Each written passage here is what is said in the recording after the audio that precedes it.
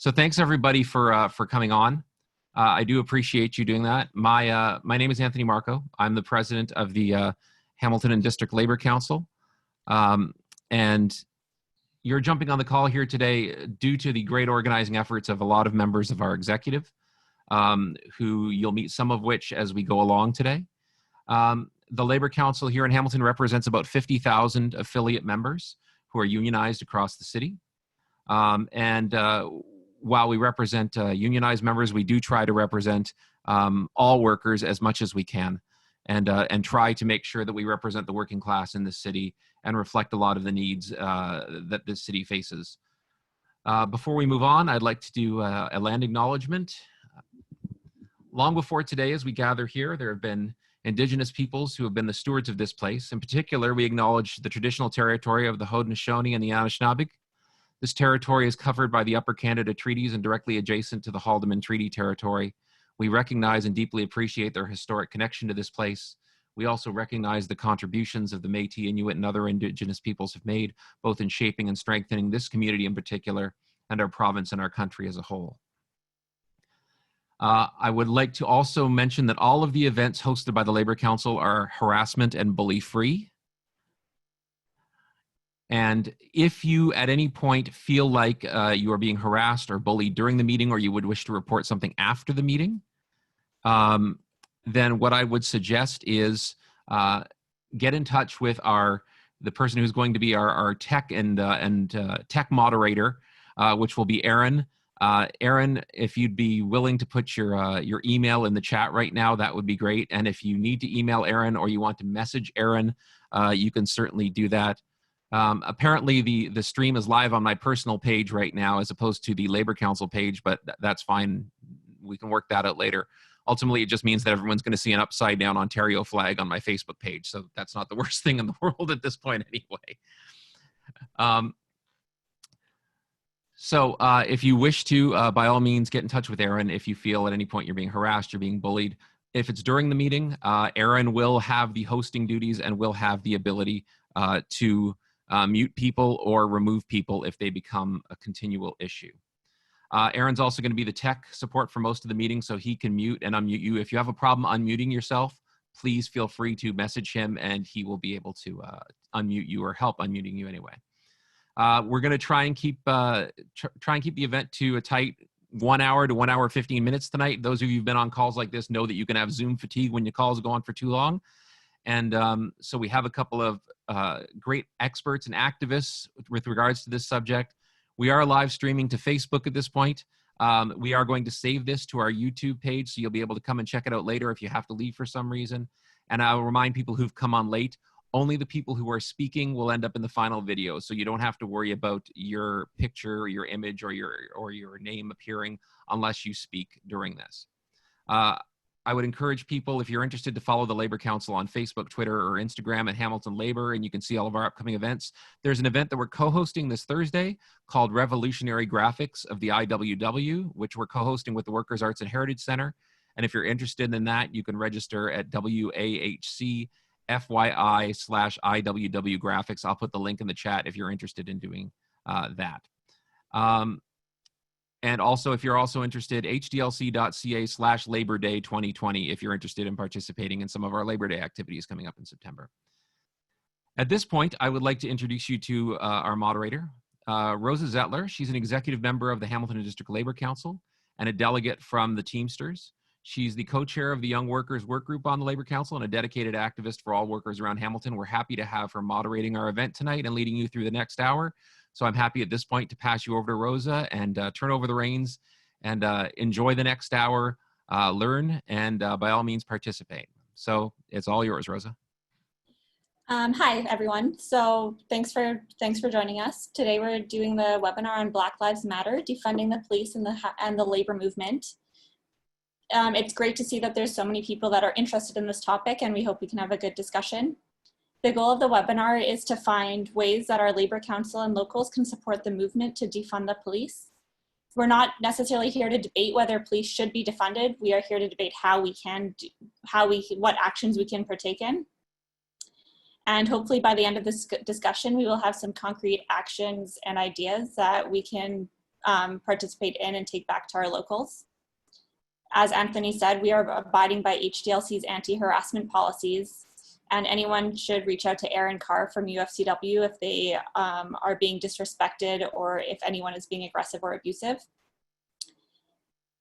We would ask you to add your name or initials to your name as well as your local on Zoom if possible. And if you have any questions throughout this, you can put your hand up right in the general group chat, or if you would like to remain anonymous, you can private message Aaron. So our panel, so today we have two panel speakers. The first person we have talking is Nigel Barriffe. He's an elementary school teacher from an ETFO member and executive for the elementary teachers of Toronto. Nigel was an ETFO steward for 10 plus years and has been part of a variety of coalitions and boards, including the ETFO GTA Political Action Committee and the Urban Alliance on Race Relations. The other speaker is Chance Cordon. He's an organizer with the Defund the Police Hamilton Coalition and one of the organizers who helped get cops out of schools, which was a huge win. He's in his 4th year of poli-sci at Laurier University and lives in Hamilton with his family. Chance is also a volunteer with the Hamilton Center for Civic Inclusion. So first I'll ask Nigel to kick it off and discuss why it's important for the labor movement to participate in defunding the police. Thanks so much, Rosa, and Anthony and Rich and all of the officers and members at large, and all of you for kind of being in here today for this discussion. I am not an expert. I am in the streets. I am a fellow organizer, fellow rebel rouser, and certainly standing on the shoulders of my ancestors and elders, and so like I'm here to learn also. So I don't want I just want to make sure I'm not being placed in any kind of expertise, but just sharing with you how I've been trying to figure it out here in certainly in Toronto, but in very much admiration of all the work that you've been doing out in Hamilton. I know that you've had some significant issues that you've had to deal with, that's been faced by the Black community, the Indigenous community, our LGBTQ community, and our Jewish communities out in Hamilton. So thank you for your courage that you continue to do. As you heard, like I am on the executive, our local executive, and I just want to share a little bit of an anecdote just before kind of jumping off into a series of thoughts around what we might consider doing on getting labor to support the Defund the Police movement here in Canada. So recently, we just had our elections at our local elementary teachers of Toronto, and our vice president at the time that was running was getting attacked on social media. She was actually accused of, her name's Yolanda DeBasie, and a good friend of mine, of she was accused by someone on social media. I'm going to read their tweet. I'm sorry, I'm not going to place it up on here right at this moment, but it says, they are racist, meaning Yolanda's racist. She's trying to keep Blacks together. This is far from everything out in the open. At the time, this troll was accusing Yolanda DeBasie, who's also on our Toronto York Labour Council executive, of organizing Black people because of her positions on anti-Black racism and vocal, and she's a racialized woman. Teddy, or the author of this, or the troll, was obviously a Toronto District School Board school teacher. And I bring this to you to say, like, what we're dealing with at core is white supremacy and anti-Black racism that we're fighting not only outside of our organization, but within our organization. That we can't do this work unless we acknowledge that we do have folks that are still not acknowledging white supremacy, not acknowledging white privilege, and so when I talk about the strategies that we might employ to try to push this defunding the police, we have to remember that's what we're also dealing with. Like, how do we get folks to, how do we deal with racism, our internalized racism, even as racialized people? How do we deal with all of those things?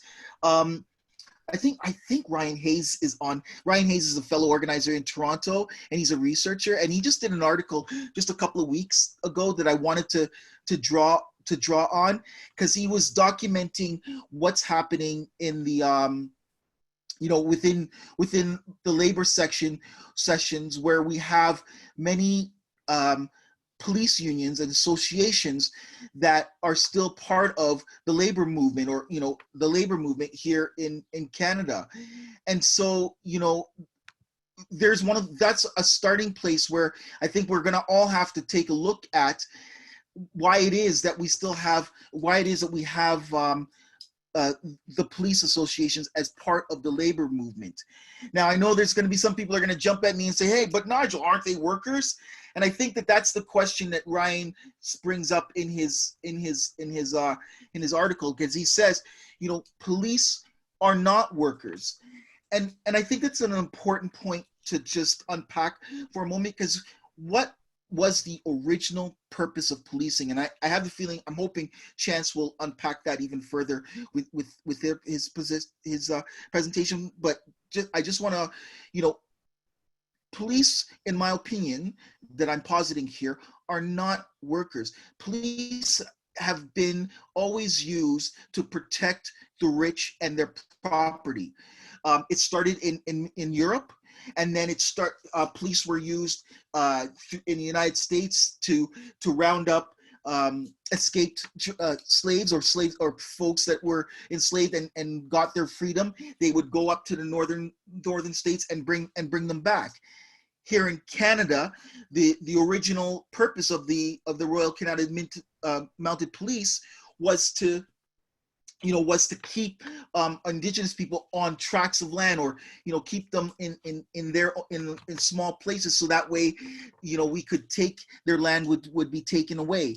That was what the purpose of policing was. And so when you come forward the decades of police brutality that's been faced by Black, Brown, Indigenous people of color here in North America, and specifically here in Canada, that's why what we're really dealing with is the mistrust that is existing between our equity-seeking communities and the police. So the unions and labor, whose role has always said that we want to be part of a social justice movement, right? And then it behooves us to take a position that says, the way that policing has been done has not worked for too many of our members. Too many trade unionists, too many people in our unions have been brutalized by the police, brutalized because of our color, brutalized because of who we love, or because of our sexuality.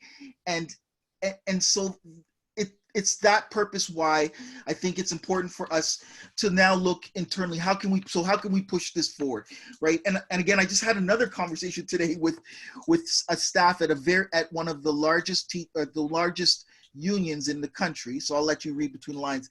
And they were talking about how are they going to get that union to take on the same position that we're talking about right now, because their union leadership are afraid, or don't want to, or don't see the funding of the police as being the right direction to go. And so we spent a lot of time talking about the different arguments about how police are, how Black people and Indigenous people and people of color are disproportionately killed or have the use of force against them than white people. Like, that data has already been demonstrated. We've done all of the town halls, we've done all of the research, we've done all of the discussions with every level of the government. What we need now is actual action.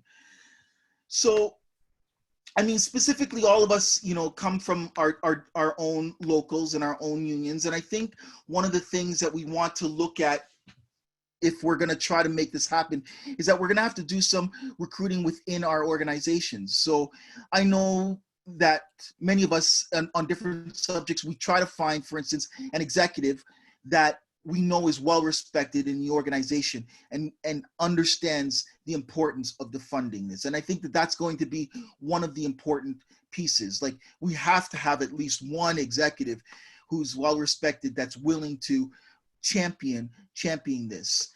And then I think we, creating this, some type of charter or creating some type of statement that definitely, places your organization as we want to defund the police and use that money into the community, invest that money into the community.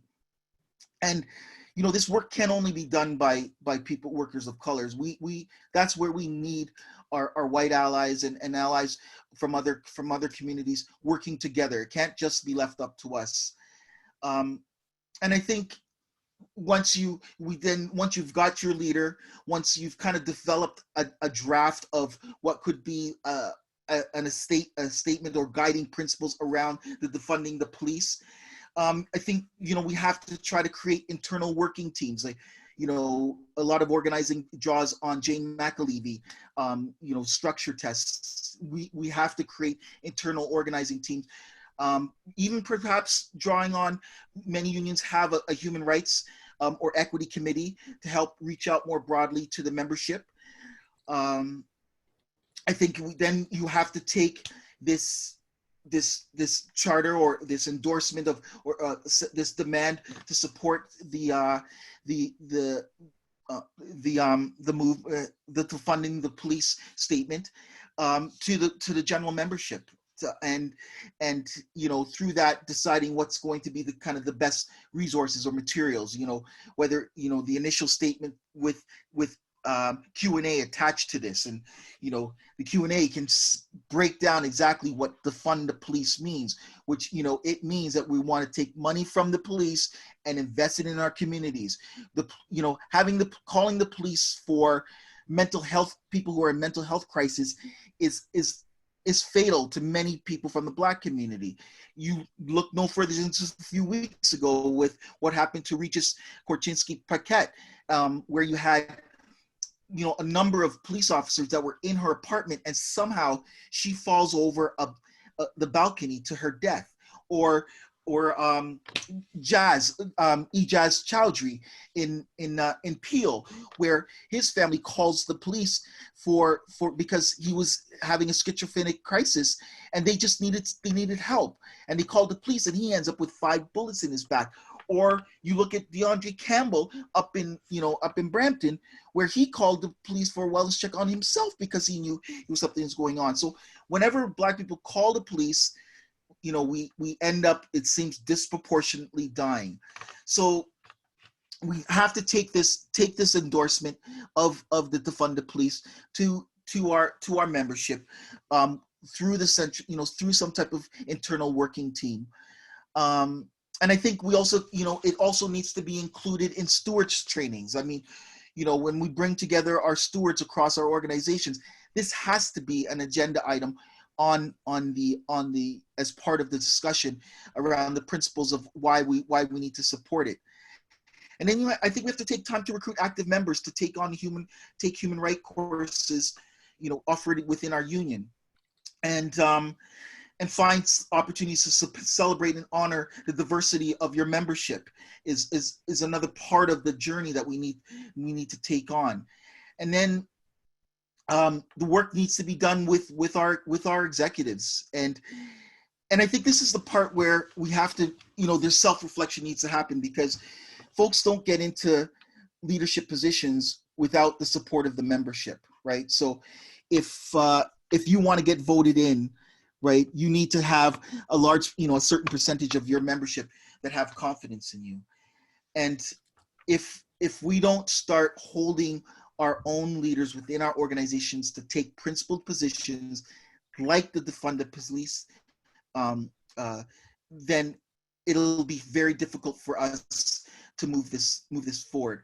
But yeah, I think overall, what I'm trying to say is that we already have a lot of internal structures within our organizations to move this forward. But I think we've got to start with, at least one or two of leaders on our executives that will champion this. I think we then need to use the internal community, internal committee structure to move this forward at our general meetings as motions to, with our membership. And it's going to be a true test of our of memberships within the labor organization to see if they'll pass these. In Toronto, we're working on what's called the Yes campaign, or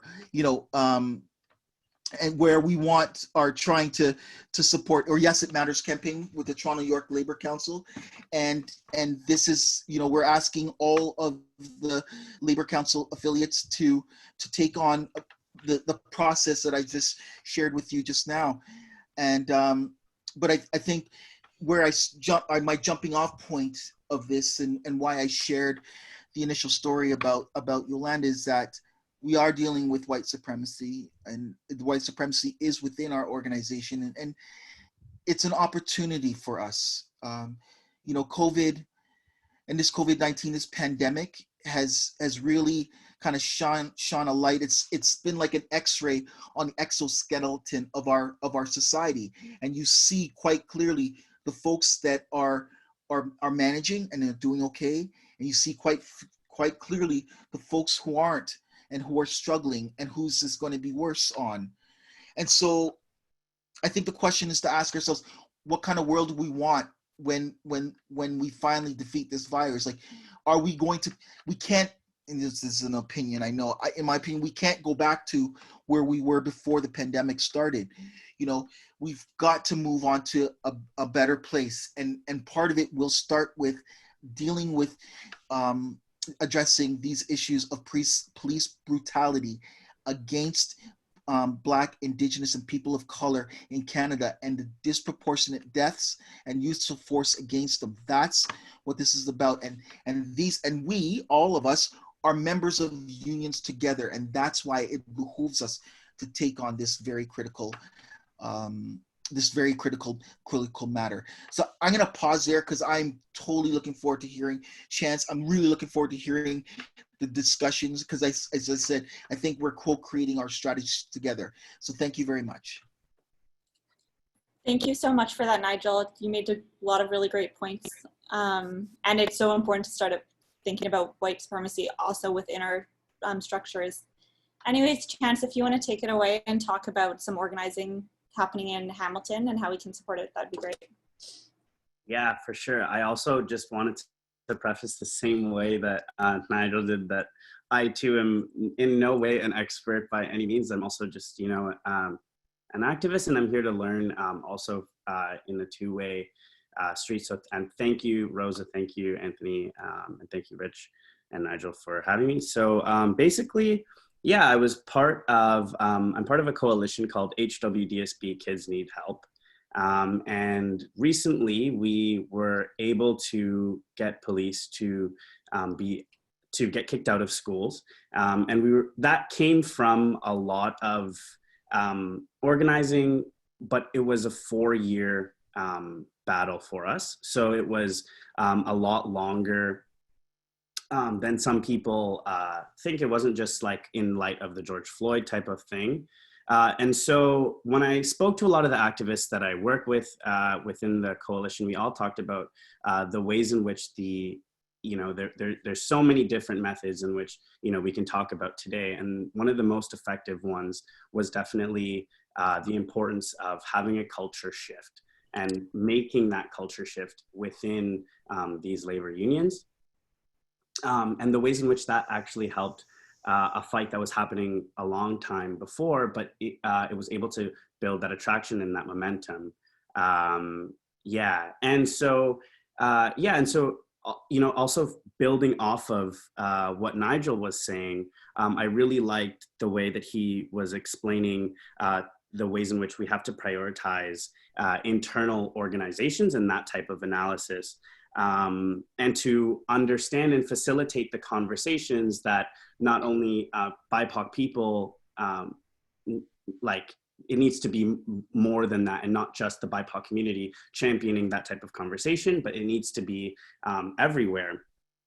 And so Nigel did a great point, again, talking about the ways in which COVID-19 adds another element towards this issue as an X-ray of our society and our unions and our workplaces, to see the ways in which possibly racism exists within our workplace. So when I talk specifically about HWDSB Kids Need Help, and we talk about how we had that fight to try and end the school to prison pipeline within the education system for elementary and high school kids, that doesn't end there. And, you know, there are unfortunately also teachers who police students in a different way. So the issue doesn't necessarily end there. The issue will end with culture change and addressing that. And so so that is really important. And you know, the coalition, they're a bunch of students who are really passionate, and they all talk about how they, you know, were able to be a community-led organization that did data collection, that did recruiting, that had a social media presence, but nothing was done until they had that public pressure. And so having that ground support from the labor unions and labor community is so essential, and you know, all organizations are very grateful. So it's a two-way thing, and where we need to, at the same time, empower the organizations and organizers and activists who are trying to champion this type of work, but also be an ally by being a true accomplice within your internal organization, and having that level of transparency. Sandy and Nora have a really great podcast, if anyone is interested, and they talk about this culture change in depth. I just don't want to go over in time and the benefits of those long-term lasting effects. Nigel also quickly went on the ways in which the conversation can be led because of the ways in which the police are not workers. I love the way that he said that. He talked about the ways they brutalize workers, and that's definitely true. There's a lot of conversation about the ways in which the police have been fundamentally created for slave patrol and indigenous peoples patrol, but they also fundamentally have been grown and rooted in union busting, and that is true to the basis of police identity, and the ways in which they are founded and exist today. And so there's so there's a lot of conversation to be had there. And so I personally do think that while there are so much ways in which the changing the culture of your labor union can help the cause, pushing that in the executives and being able to have your labor union take a hard principled position, hard stance, is essential in the support for BLM solidarity. So yeah, thank you. I'm just gonna give that back to Rosa. I hope that is good. Also quickly, sorry, just before I pass it off, in the short term, if anyone isn't acquainted, I guess I'm probably going to refer to this. The Chad Collins motion is being pushed for next Thursday. And so that is going to show in Hamilton what a 20% defunding of the police will look like. However, Chad Collins has, the Ward 5 city councillor, has been vocal in the ways in which he has said that this will show how we cannot do the 20% defunding. And so I also think it is essential that we should talk about the ways in which we need to say as a community that we need to be part of that process of explaining what a 20% defunding will look like. And we need to have that line by line budget of what the police budget will look like, because the motion that is going to be passed is already in the intention of telling us that it is impossible, when in actuality a mere 20% is definitely possible if we, are empowered and we stand in solidarity for certain transparencies. So yeah, I wanted to just bring that up before I pass it off back to Rosa. So thank you so much, everyone who's listening to this. Yeah, thank you. Thank you so much, Chance. Yeah, something that I was thinking about while you were talking was about how this whole idea of a culture change going hand in hand with defunding the police is really creating a more organized community and more organized union, which is something that the labor movement should really be on board with and understand, which I think is so great. Anyways, thank you both again, and I guess it's time to open it up to discussion, and if there's any questions about what we think that we can do within our communities and within our locals, and maybe if folks want to talk about what their locals are already doing to support this.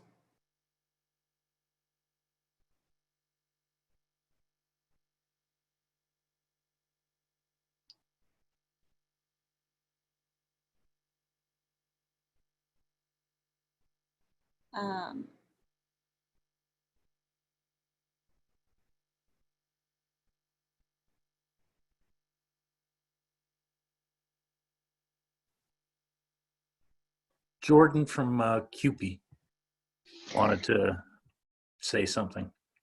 Thanks, Rich, and thank you, Chance and Nigel. This has been incredibly helpful and super informative. I'm just wondering if maybe you could speak a little bit more to the culture shift and the member outreach that you were talking about was so important as part of the culture shift. So a lot of unions and organizations have been putting out public statements, saying that they're supporting initiatives to counter anti-Black racism in their unions and their organizations, maybe making donations. But I'm wondering how to move or put pressure on organizations to move beyond that. And maybe if it's the culture shift piece that you were talking about, but also to make that substantial kind of structural changes that can really move this work forward.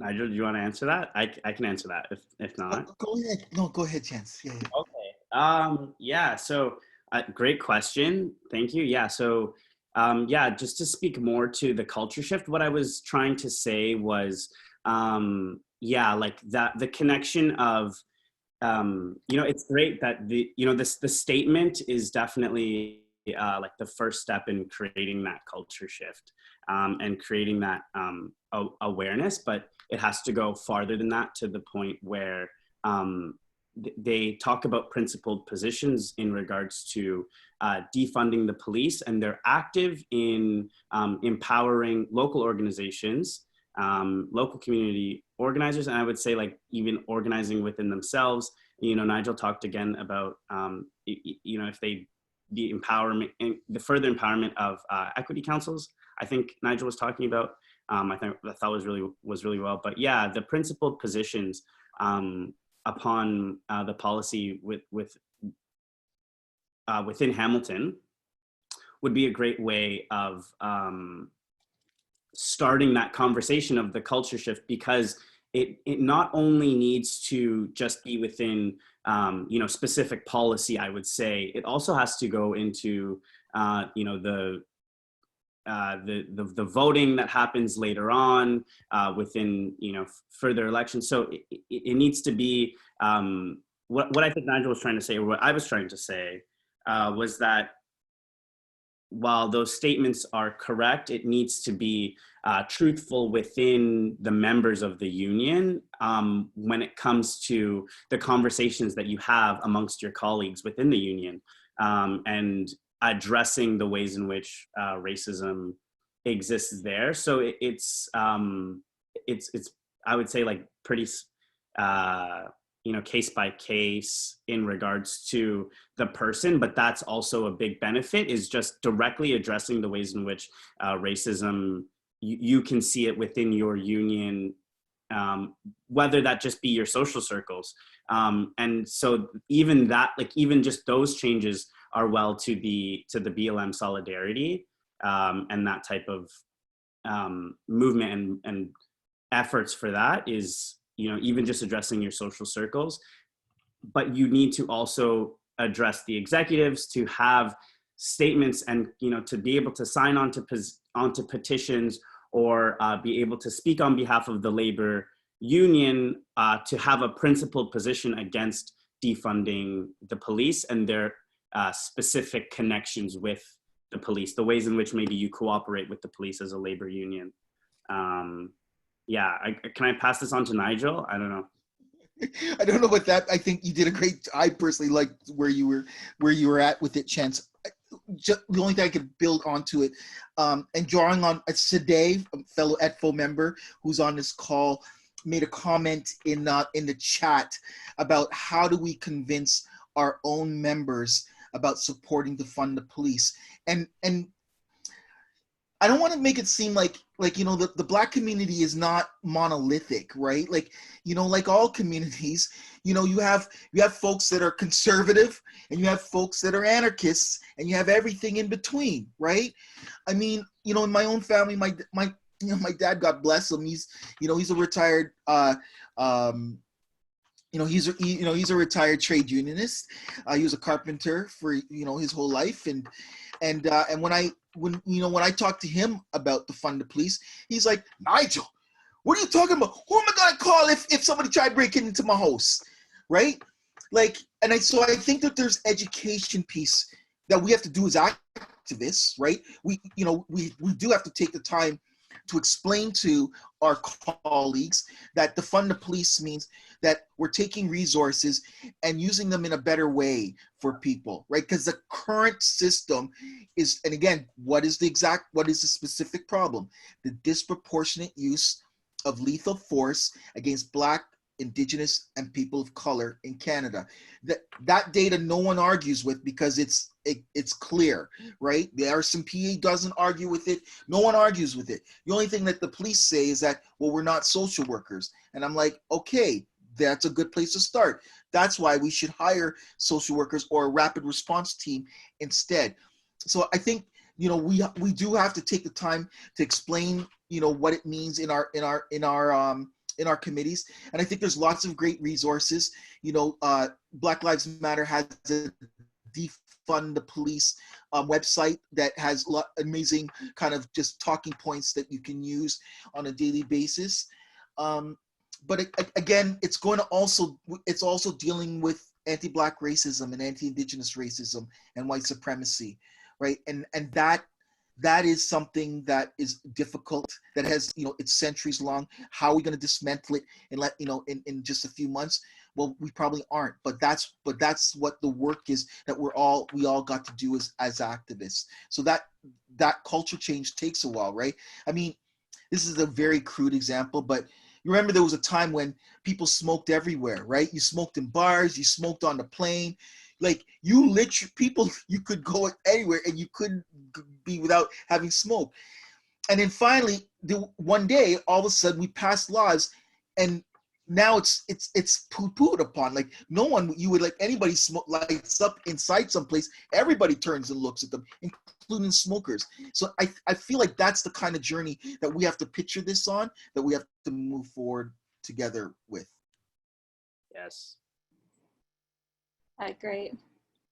Yeah, I was also thinking about like how do we reckon with how unions use cops within our own day-to-day lives, like in things like crowd control, or I mean, teachers aren't like, people are still gonna phone the police if there's like disruptions at school or whatever. But I was wondering if either of you had any thoughts about that.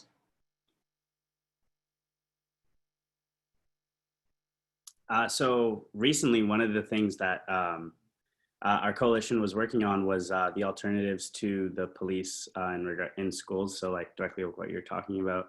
And yeah, so the while there is, unfortunately, like a really long bureaucratic process of, trying to vote for a seat, and then, then they talk about the ways in which there can be an alternative, and the the the uh, the arguments in which they made for the police in regards to the school specifically were a lot of times based on education. So the emphasis now is definitely on empowering local organizations like Sasha, the Sexual Assault Center Hamilton area, to facilitate those types of conversations on sexual assault, and so defunding the police and getting them out of schools was a defund movement, because it's to spread into healthcare and social services, for them to be the leading organizations that get the funding to facilitate the conversations that they're experts on. So definitely.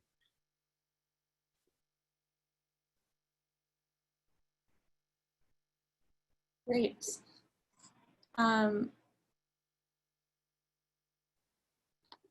Rosa, it is an uncomfortable conversation, and this is not a conversation to make our white allies and comrades uncomfortable, although yes, it does mean being discomfort, but we have to talk it through, and we have to have these conversations. And if we as anti-oppression activists, or folks that are fighting for justice for everyone, right, like, so while we're talking about anti-Black racism, we're still talking about LGBTQ rights. We're still talking about trans people's rights. We're still talking about, ableism. We're still talking about, making sure that we have special needs funding. Like, it's all interconnected. Like, this is an intersectional approach that we're always taking to our work. But right at this moment, we're just saying that there's too many people from Black and Indigenous communities that are dying when the police are called. And so now, for decades, activists have said, well, we can defund the police and move the funding elsewhere. That's what this is at course that's what this is about. And so while there is going to be discomfort as we discuss these, I think that these are the safe places, especially as labor unionists, trade unionists, that we should talk about it. Thanks. Thank you. I see Barry has a question if you want to go ahead. Hi, folks. Thank you so much for coming and participating. This is really educational. I think one of the things I have two things kind of to bring up. One of them is, Nigel, you talked about earlier, kind of unpacking police are not workers, and I couldn't agree more. And I think, like, part of that conversation is too, when we look at how much funds are going to police, because, provincial law says if they get into trouble, they get a paid suspension, right? Like, no other worker gets this, right? Like, you're instantly suspended, terminated, you're fighting through an arbitration process to see if it's FAR. Whereas, I think there's numerous news articles of, the amount of money police have been spending on officers on paid leave. And then I guess my other question, that's more of a statement, and I don't know maybe if Chance could answer this, because I know some of the work through your organization has been done. Sarah Jama put it out with kind of unpacking some of the police budget, which has no transparency at all. And I think in Hamilton, for a context of that, if we could hear kind of some of the, if more information is found out, or what's kind of there, some of the weird things that, are spent on through that police budget that have no accountability, and how that could be spent on better community resources. Chance, do you want to take it away? Yeah, sure. I think in regards to that, the budget, it definitely doesn't have much transparency, like, 30 grand on like a pipe band and a choir, while still doing a 30 grand cut to to prison food, like those types of like numbers don't really make sense, but there needs to be a line by line budget transparency, and we all need to collide to definitely demand for those types of things. Like definitely, I think that that's really important to bring back up, is the transparency of that police budget, and the ways in which we need like the full financial records to be public in order to see, you know, where those real lies come from, you know. So a lot of the, you know, police budget work will be divided in ways in which we also can't see where exactly they went to. You know, they're very convoluted, and we don't know if they're, you know, one-time purchases of like, you know, specific ammunition or something like that. I really like what you said before then about the ways in which the police union have special circumstances in comparison to other unions. Definitely the ways in which their budget has a surplus, and yeah, and the money that isn't being spent goes back to police reserves versus going to communities that would need it. And you know, there needs to be you know, a switch in that budget and that funding, and the community needs to be a part of that conversation. And so, yeah, I hope, I don't know, that answers your question. To be honest, there isn't much in specific that I know about, you know, the specific budget, like line by line, but you know, the statistics on how many people on the police are on the sunshine list in Hamilton, you know, like these types of statistics are representative of the ways in which the ways in which we've balanced the police and our social services, and just it is not right and is disproportionately affecting BIPOC communities. So, and thank you for your question. Nigel, do you have anything to add? No, I mean, obviously in Toronto, we spend $1 billion. I'll repeat, we spent $1 billion on policing in Toronto, and it continues to increase every year. Meanwhile, the mayor just today announced that, you know, he's begging the province for money because otherwise we're going to have to cut funding. Like you can't make this up. Like cut funding for housing, cut funding for some of the childcare and recreation services. Like they're looking at making draconian cuts to the very people that are are most desperately hurt by COVID, right? And even in a time when, again, let's go back to data, right? When the number of violent incidences have been going down, we're still increasing the budget of the police. We keep militarizing the budgets of the police. So those are, I think, also important pieces. I don't think we shouldn't let them distract us. Like, it is important for there to be transparency in the budgets, demonstrating line by line how things are spent. But the police have traditionally always hid it. They've always hidden it by saying things like, well, that's part of our investigative techniques, so we can't tell you exactly how that money is spent. So that's part of the work that we have to keep doing to hold them accountable, by making the deputations, you know, at the police services board meetings, and asking, you know, in 2022, anybody running for council, how did they vote when asked about defunding the police. Yeah, for sure. Thank you. Rich, I saw you had a question as well. Sure, but I'm wondering, a woman, Rana, I think, is raising her hand. So I don't know if we've had a woman ask a question, so maybe we should let her speak first. Yeah. Rana, do you want to go ahead? Oh, thank you.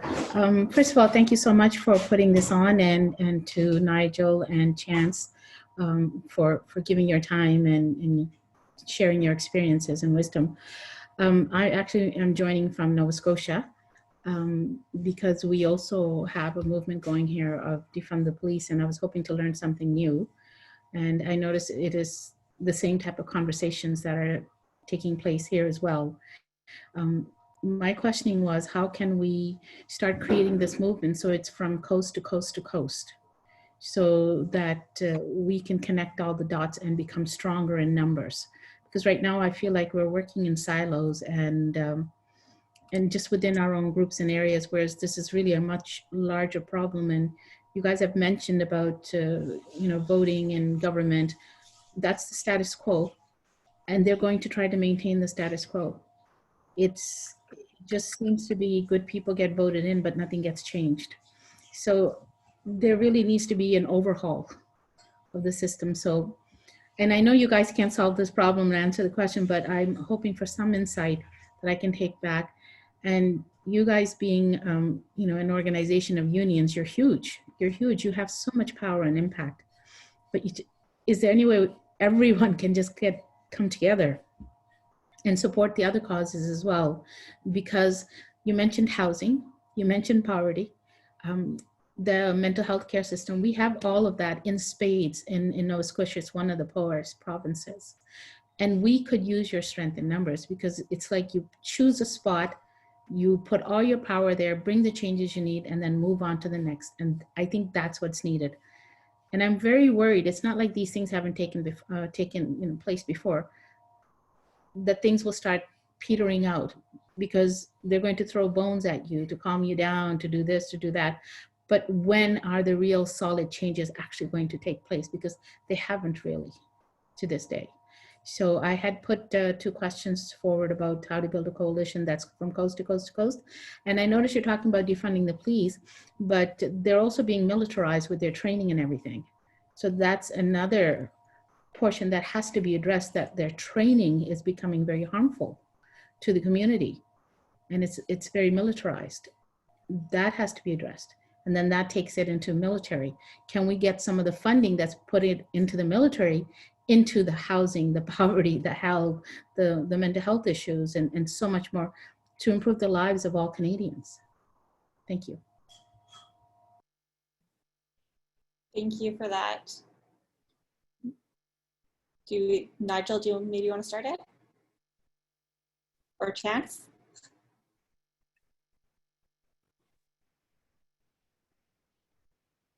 I guess I can. Sure. Hey, look, this is about Rana. This is about coalition building, and we do have some wins. Like, I mean, if you look back last year, if you recall, the Ontario government tried to get rid of the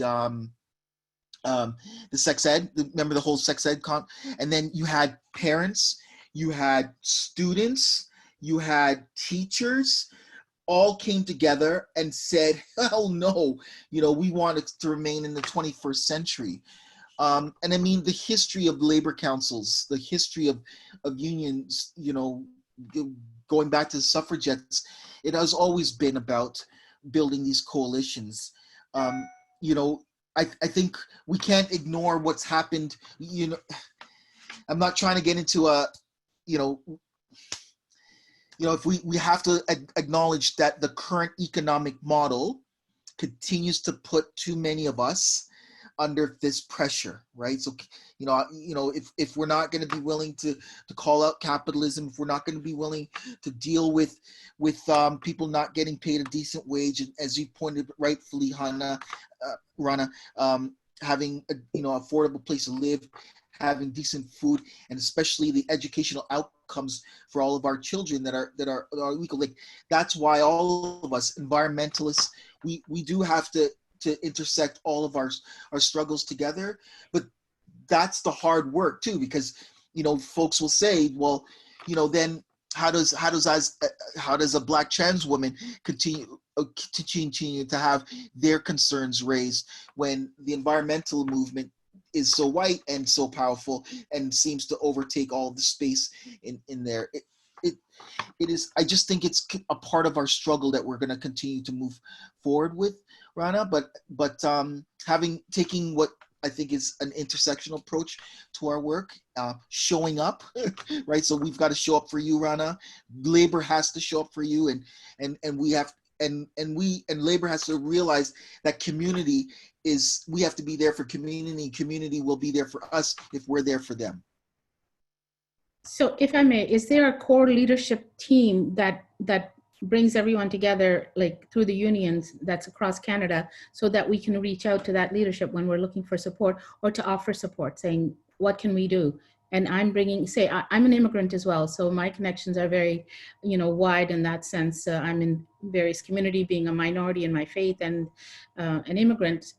We are looking for guidance because, very new to the activism, not myself, but most immigrants, they're not aware of it, but they are starting to feel, the impact. Ijaz Chowdhury, he was Pakistani from our community. So it's hit home for us, and we are now motivated to do something. But we need that strength in numbers, and we need that support. So like, we really need the local leadership to kind of get the signal. You need to go out and support, or reach out, or have a doorway that we can at least come through and say, hey, can you guide us? Can you help us? What should we do?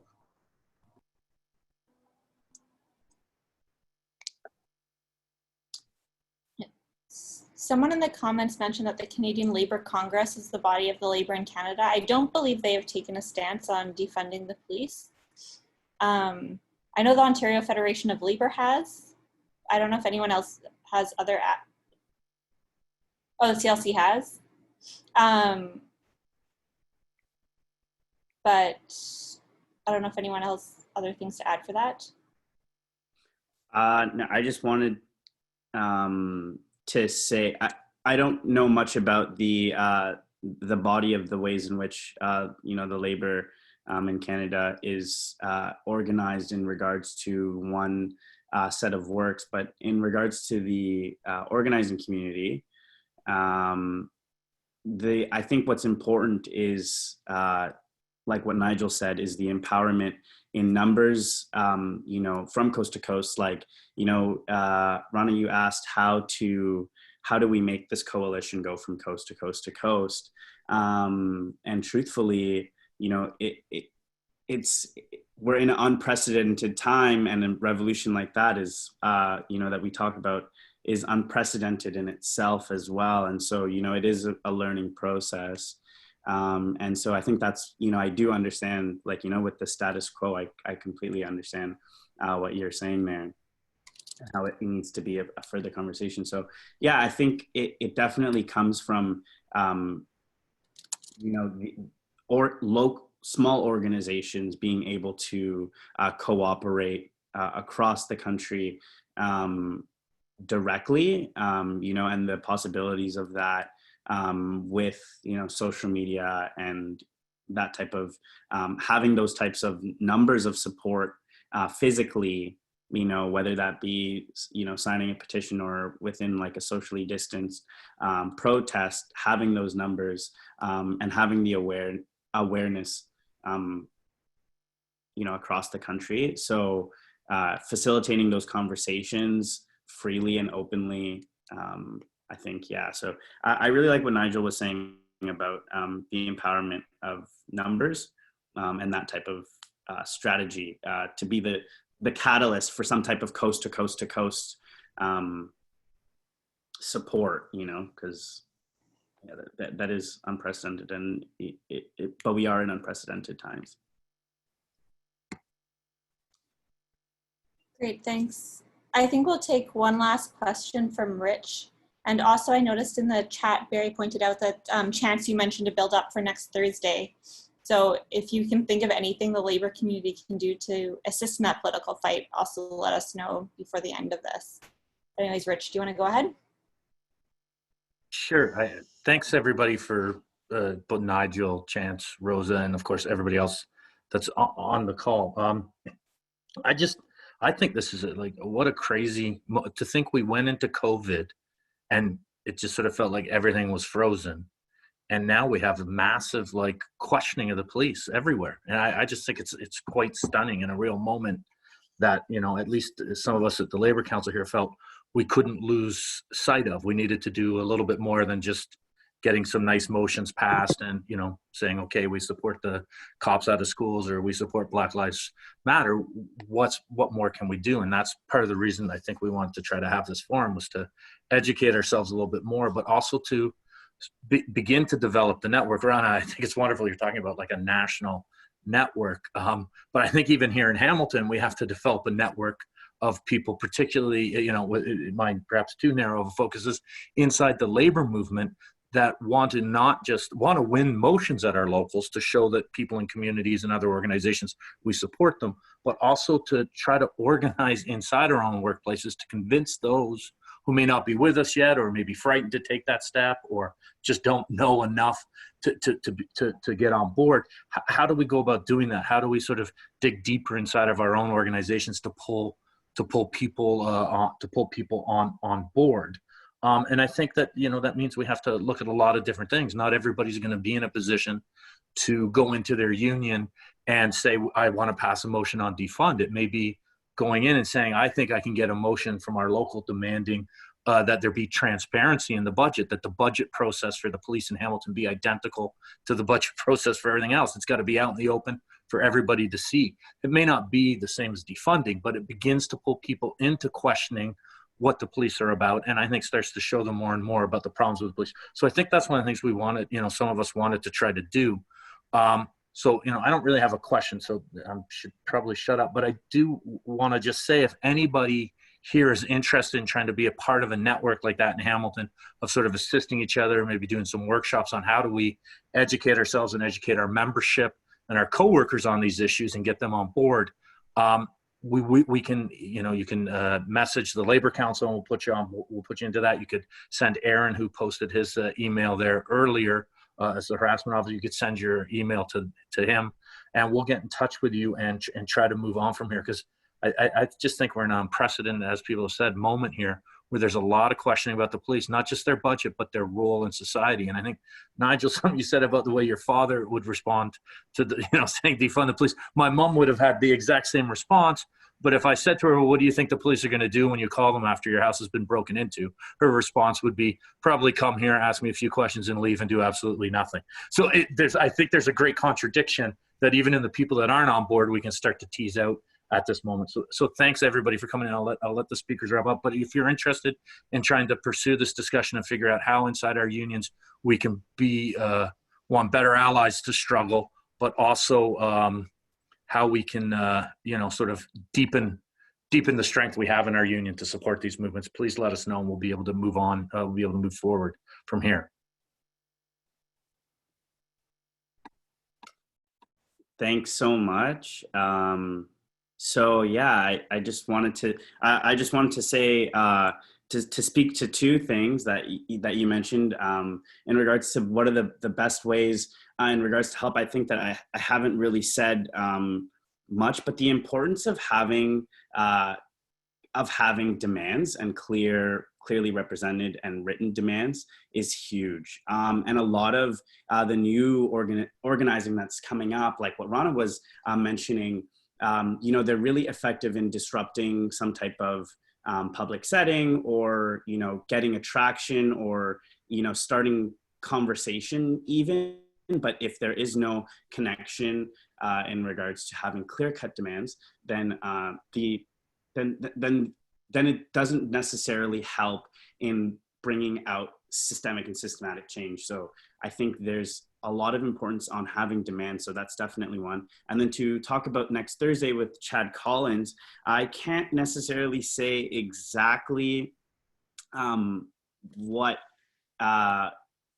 is going to happen on that day for that specific fight. But again, having specific demands, that way you are not only just an ally to organizations, but having an actual stance within your organization to be a true alliance, to be, you know, a true accomplice is definitely important. And follow HCCI, Hamilton Center for Civic Inclusion, and HWDSB Kids Need Help if you really want to help in regards to being on the ground and protesting for that motion specifically.